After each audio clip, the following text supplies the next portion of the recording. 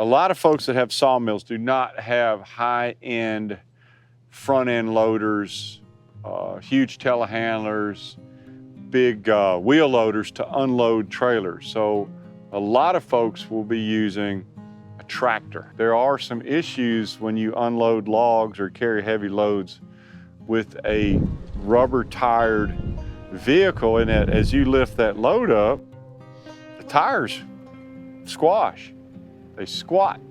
So it kind of shifts your center of gravity. The other problem you have is a lot of the farm or agricultural tractors that have front end loaders, they don't lift that much. They actually don't lift much at all. They're sized to lift hay bales. They're not sized to lift large objects. So the hydraulics, although they may do it, are very sensitive to damage. You've really got to treat them like with kid gloves, because if you're not careful, you'll do something and boom, you'll blow a hose out, or you'll do worse, you'll blow a pump out, blow a seal out, something like that. So what I thought I would do is I'm going to be going to get some big logs, and some of them may be bumping, I don't know, 3-foot diameter. They're going to be a ton and a half, maybe 2 ton, I don't know. But what I'll do is I will unload the trailer with my tractor front end loader. And you can see how I do it. And I've got a very specific set of steps that I use to ensure my safety, to ensure I don't flip the tractor over, which is never a good thing. Now my tractor is not really a normal agricultural tractor. It was old Big Blue. It was special order from New Holland. It took about 8 months for them to build it. It's a Haas. But the reality of it is, it's still a rubber-tired tractor loader, front-end loader. So the characteristics are going to be the same. The thing that I am going to make note of, and it is something that I hold near and dear to my heart, is do not go haul logs with a trailer that's not strong enough to haul logs. This is heavy wall 3-inch tubing. It's heavy wall 4-inch square tubing, as heavy as I could get. These uprights are removable and they're heavy. And these studs or stubs were not face welded to this thing. They're actually, there's a hole cut through this tubing, and these are submerged. They're welded at the bottom and they're welded at the top. And then they're capped with this piece of steel. And the only way these are ever going to come out is if this piece of steel and this piece of steel physically gets ripped apart like by Godzilla. If you ever get into a problem, you want steel. And you also want strong straps. And the straps I use are true trucker straps. You need to do it right. If the logs come off your trailer, you may kill somebody. You may kill yourself too, but imagine if you actually hurt somebody on the road. I have been in trailer accidents before. Not my fault. It makes no difference if the logs come off the trailer. I have never lost a load of logs off my trailer, knock on wood. I have lost the trailer off the truck, but that was a borrowed trailer, and that's golden rule number 2. Number 1 is use steel for your uprights, however you do it. Number 2 is don't borrow somebody else's trailer, because the one I borrowed was a piece of junk, and it came off the hitch and it rolled down a hill and it took out a telephone pole, and that was probably 30 years ago, and I've never forgotten that. Some of the techniques I'm going to show you that I use, especially lifting heavy logs, it's based on the strength of these uprights.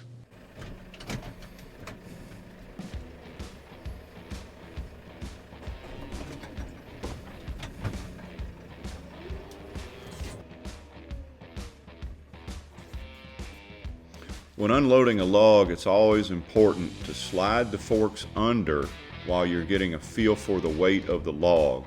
Then you can put the weight on the back stops and then unload it.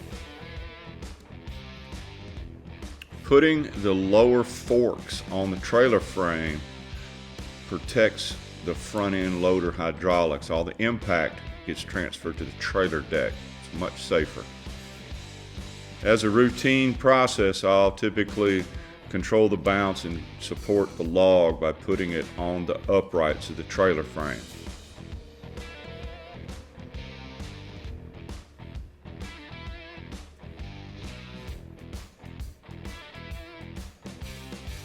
Impact loads are very damaging to tractor hydraulics. I always try to take the spike of pressure off the hydraulics, transfer it to the trailer frame by using the heels of the forks. This is a pretty big log. My tires are squatting. I don't really like lifting it this high, so I'm going slow. I'm letting the bounce settle out. I'm going to ease straight back, and I'm going to keep it just over the uprights. That's my last fail-safe position. Once I clear those uprights, I'm on my own.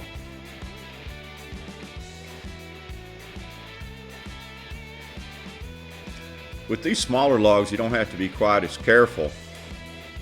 You kind of get a feel for it by then.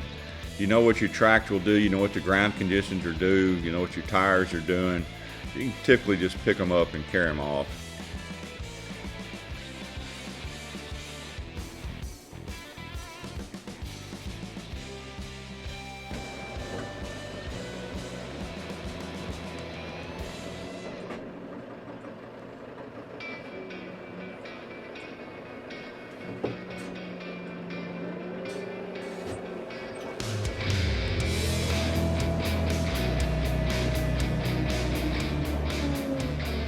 Getting a little bit careless. It's a little log way over. I get sloppy, I roll it down the forks, it slams into the fork cage.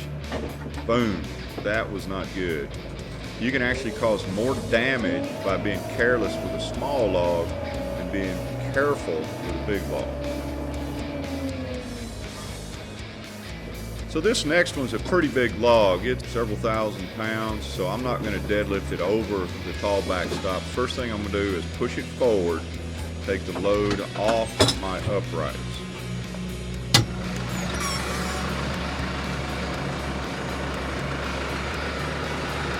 My uprights are removable, so I slide them off the tubes, go to each side. I'm letting the tractor control the log. There's no chance of the log coming back and hitting me. Of course, you never walk under the loader arms. You take the long way around and walk around the rear end of the tractor. I can unload that log, but I'm trying to show you how this trailer works. I might as well show you how the trailer works. So take the uprights off the side, back up, get nice and centered.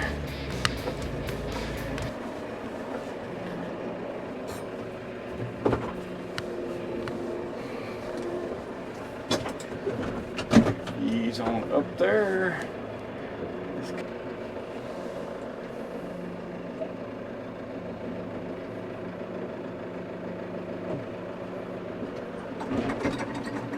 That's pretty much it. Doesn't get much easier than that, does it? So the big log is too close to the little log. I can't get the forks completely under. So I grab it with the tips, I put the heel on the trailer, let the trailer take the impact. Look how much the trailer shakes. I'd rather the trailer take it than the tractor hydraulics take it. It's important to have a strong trailer and a lot of steel for your log rack.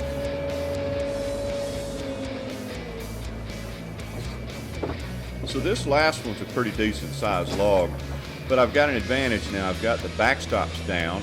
I don't have to lift the log nearly as high, so it's much safer, keeps my center of gravity down. So I don't have to roll it off the side, I can simply lift it over the side. Every time I'm carrying anything of weight in the front, logs especially, look how low I keep the fork cage to the ground. If the tractor ever starts to tip, it can't go far. The log will hit the ground and it will take the weight. That is an important safety tip. So this is Old Blue. She's been around for a little while. She was custom made for us by New Holland. It's a really nice machine, super heavy duty. I don't even know that they make this style anymore. At the time, there was only 2 like it in the United States. This was really a special order. Italian engine, Fiat engine, buckets made in Italy. It's been a workhorse. I wasn't sure if I would like a machine made there, but I'm more. This thing has done some incredible work Looks like I got a stick in it too. Let me get the stick out. I didn't notice it. Yeah, anyway. If you'll look real close, you'll notice what's on front. It's not a grapple, it's a set of forks, very strong forks. If you'll notice, with the skid steer, what's sitting over here? Another set of forks. Do you see a grapple? Actually, we do have a grapple way over here. Let me go over there real quick. And Chip wants to come too. He says, hey, what you doing? Here's our grapple. This is a monster.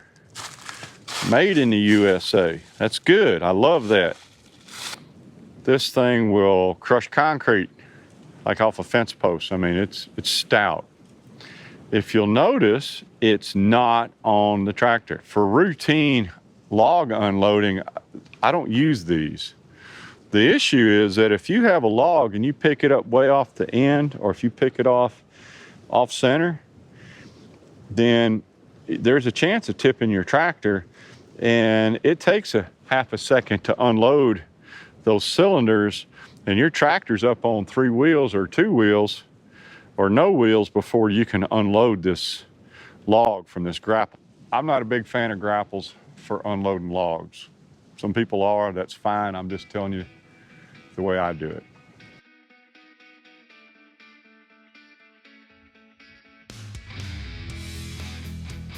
Well, we got the trailer unloaded, several loads.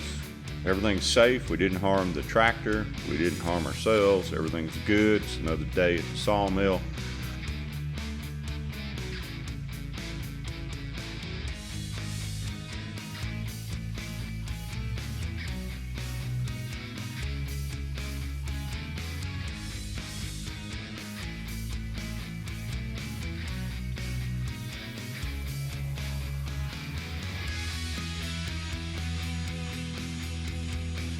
Let's back this thing up. Let's put it on its spot. Let's call this one ball game over.